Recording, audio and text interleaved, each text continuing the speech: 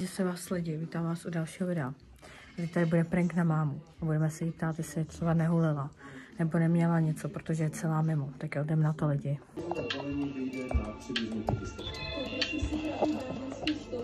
Mami, tobě něco je?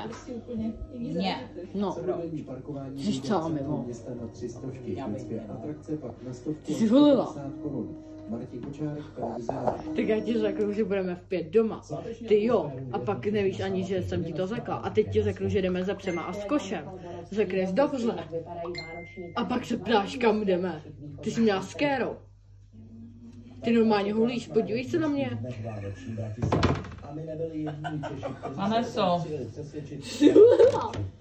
No, vzhledem k tomu, že vím, že nahráváš, protože nejsem debil, jo, že tě znám a vím, že by si takhle se mnou nemluvila, jo, tak se sklidni, no. Až vstanu a jednu ti nahulím, tak pak se z toho posereš. Tak pak byli zhulená, takže se seber, běž si do svého pokoje, jo, mě nenachytáš a běž se připravit zítra do školy. Ale já nenahrávám, fakt ne. Ty jo, Zuzko, moc to přeháníš, ne? Máčku, máš moje svolení, dej přes držku. Jo, nemlátně. Až potom by házet peníze.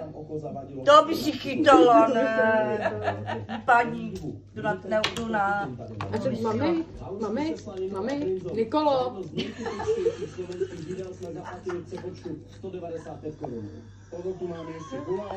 Ty jsi hulila, můžu s tebou, já tak si zkusím. Já když si ti oči paneru a hlavně, to poznám. Jde za tím jakoby prankama. Já vlastně jeho minule tady taky dělal drogy, ne? Neskoušej. Nebo co? Nikolo, uklidni se. Nikolo!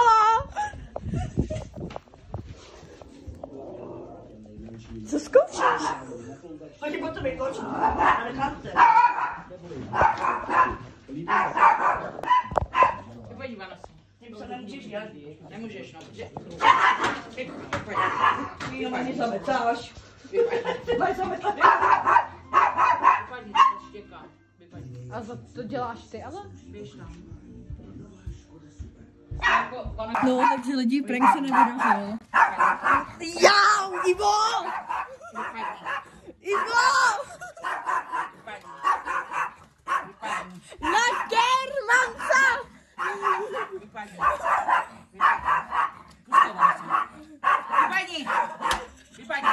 Hajzle! Vypadni, běž si do... Pane bože.